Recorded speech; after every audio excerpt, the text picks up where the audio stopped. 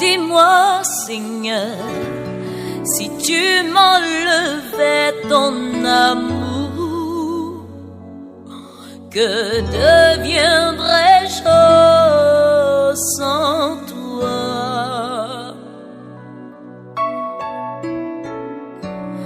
Dis-moi, Seigneur, si tu m'enlevais ton amour, que deviendrais-je sans toi?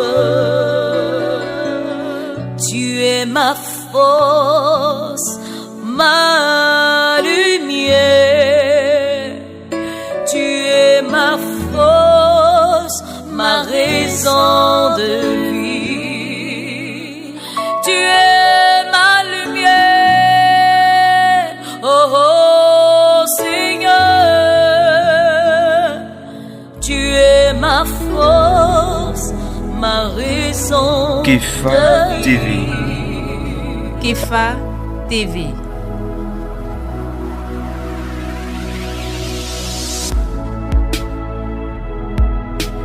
Kefa TV.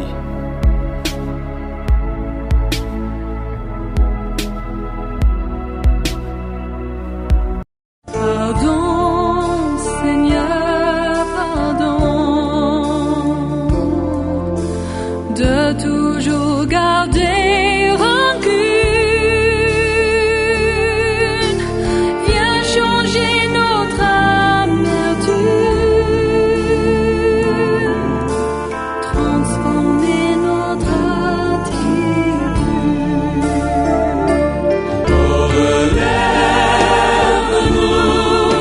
Nous sommes tombés si bas, oh relève-nous, par ta grâce et ton pardon. Aie pitié de nous, nous nous humilions devant toi.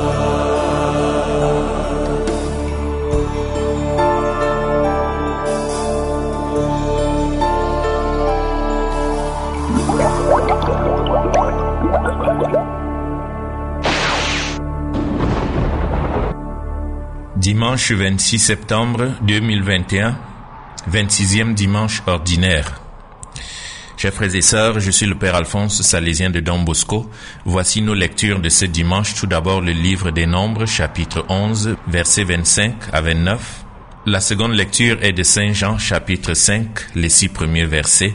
Et enfin l'évangile selon Saint Marc, chapitre 9, les versets 38 à 43, le verset 45 et les versets 47 et 48. Bon dimanche à tous et à toutes, chers frères et sœurs. Avant d'aborder la question du divorce la semaine prochaine, deux thèmes dominent l'évangile de ce dimanche. Le rapport avec les pasteurs ou les exorcistes qui sont en dehors du groupe des apôtres et la gravité du scandale. Nous allons tout d'abord remarquer une constante. Dans tous ces chapitres de Marc, surtout les chapitres 9, 10 et 11, s'opposent continuellement deux logiques. La logique du Christ, pétri de miséricorde envers les hommes, d'énergie contre le mal, et la logique des disciples, qui ont encore des réflexes humains en attendant de recevoir l'Esprit à la Pentecôte, cet Esprit qui viendra modeler leur cœur, leur mentalité sur la mentalité de Jésus. Dans l'évangile de ce dimanche, le jeune apôtre Jean se scandalise des exorcistes qui utilisent le nom de Jésus, mais sans être de ses disciples.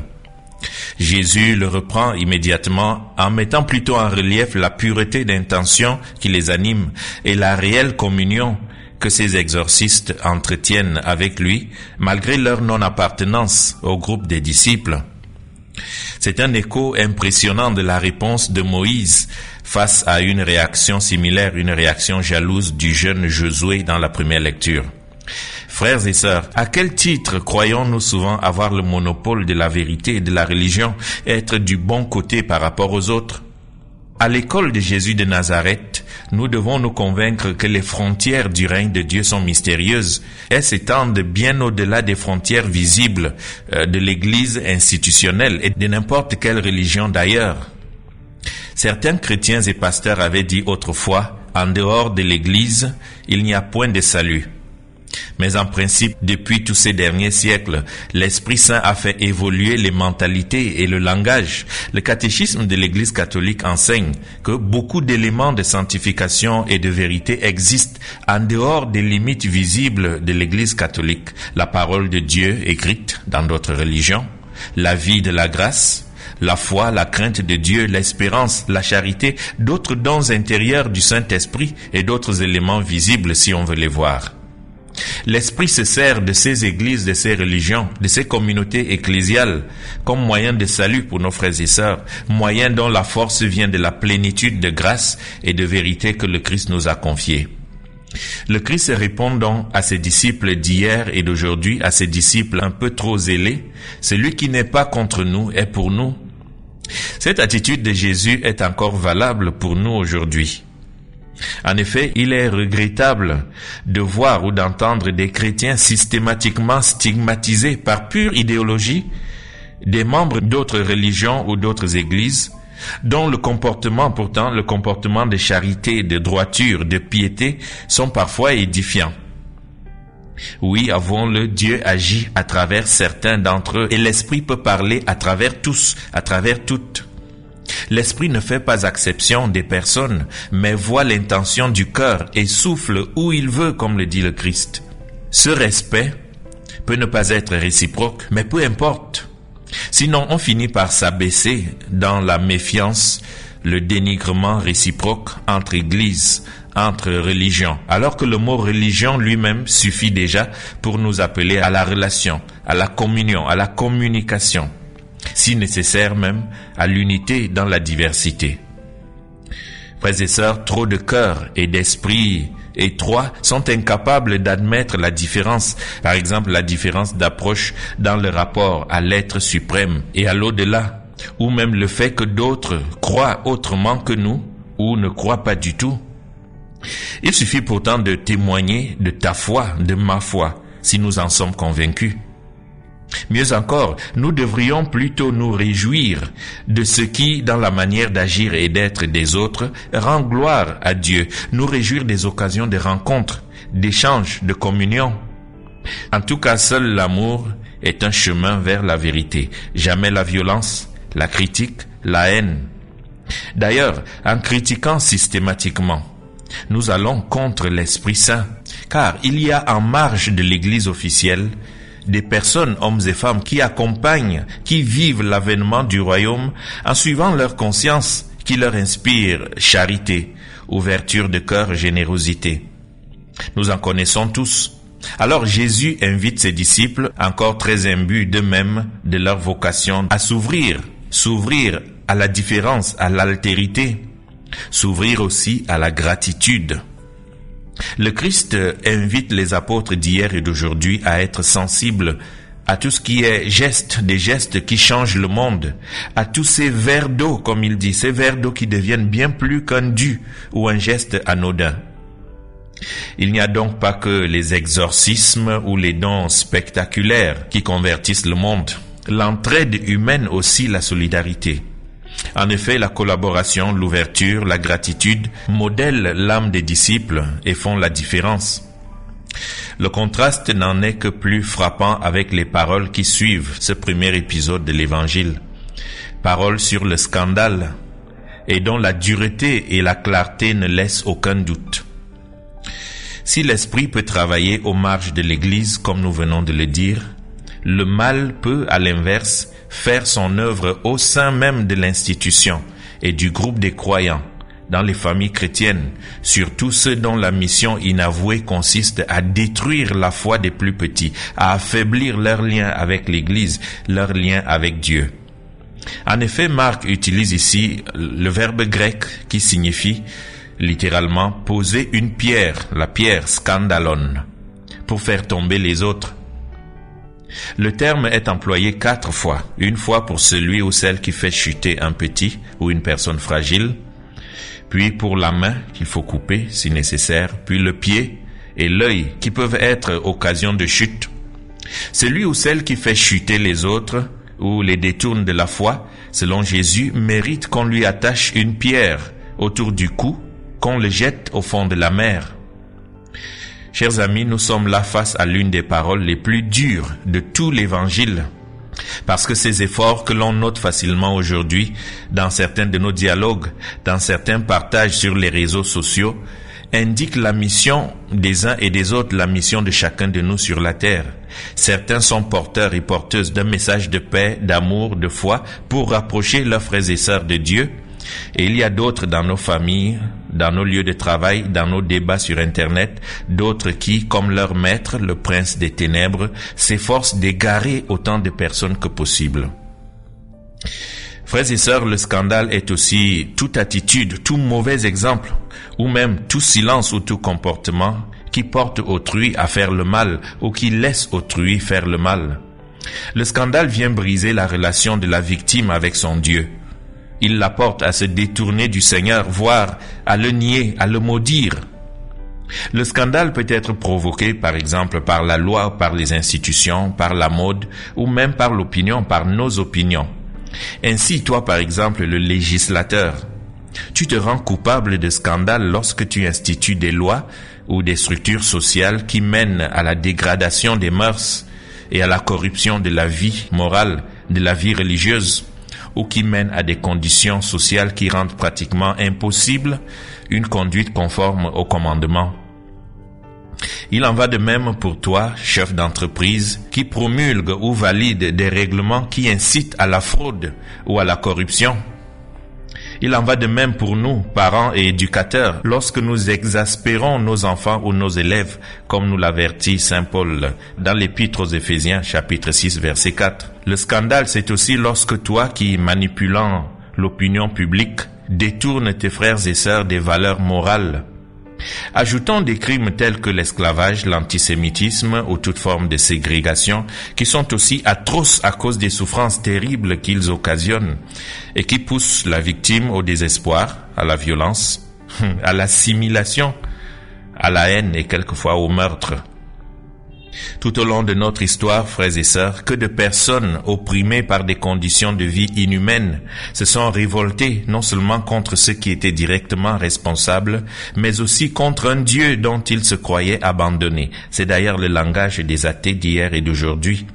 Et de nos jours, le mot scandale est associé aux abus sur mineurs de la part de nous, membres du clergé, mais aussi, silencieusement, dans le cercle de nos familles, de nos écoles, du sport, de la musique.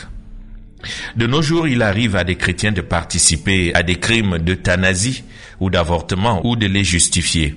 Autant de scandales qui exigent notre vigilance, car les compromissions sont faciles. Par ailleurs, en tant que croyants, en tant que couple chrétien, en tant qu'éducateur ou personne consacrée, nous pouvons être une occasion de chute pour nos frères et sœurs à chaque fois que nos comportements sont gravement en contradiction avec la foi, avec la morale que nous professons.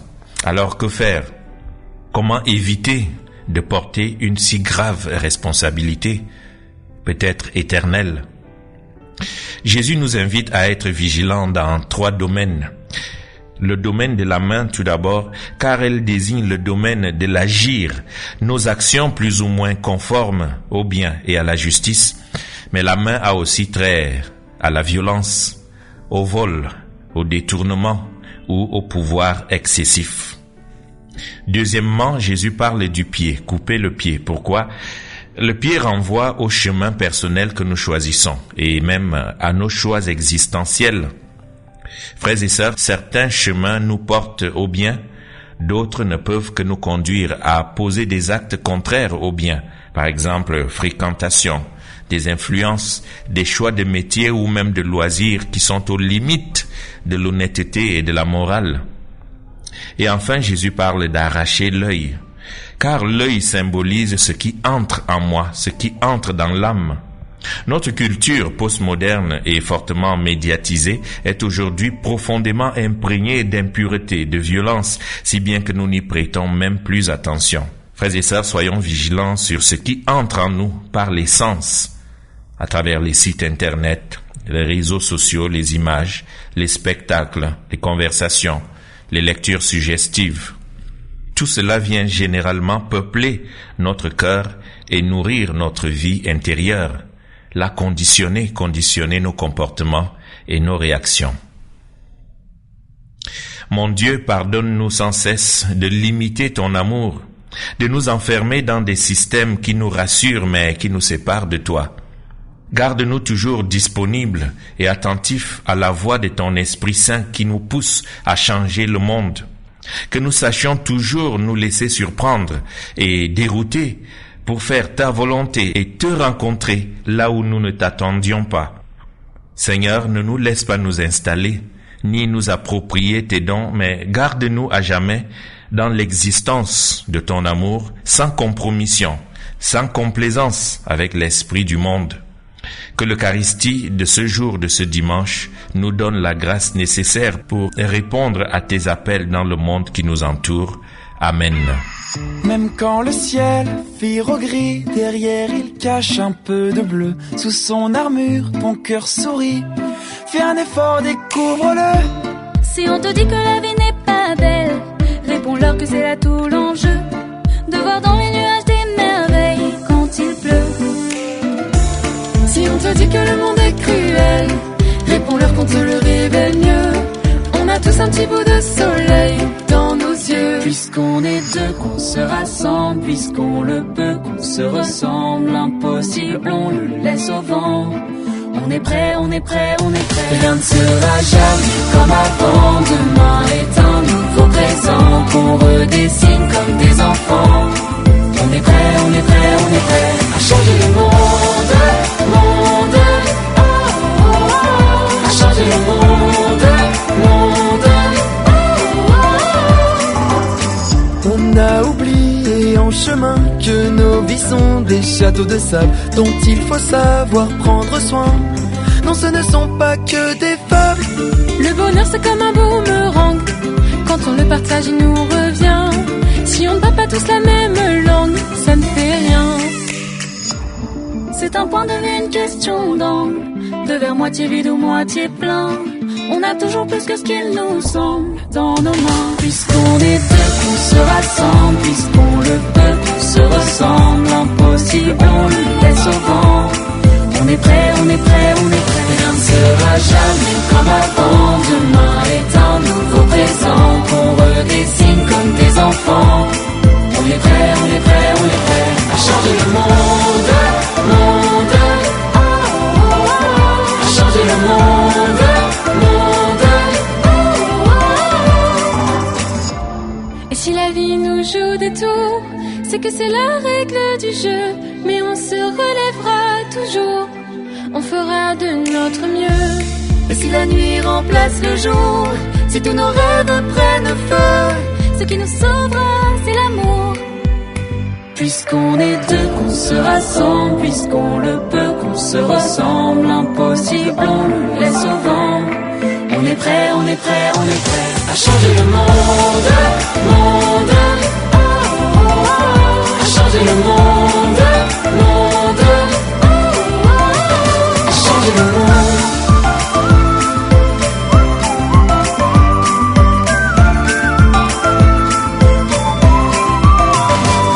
Le monde.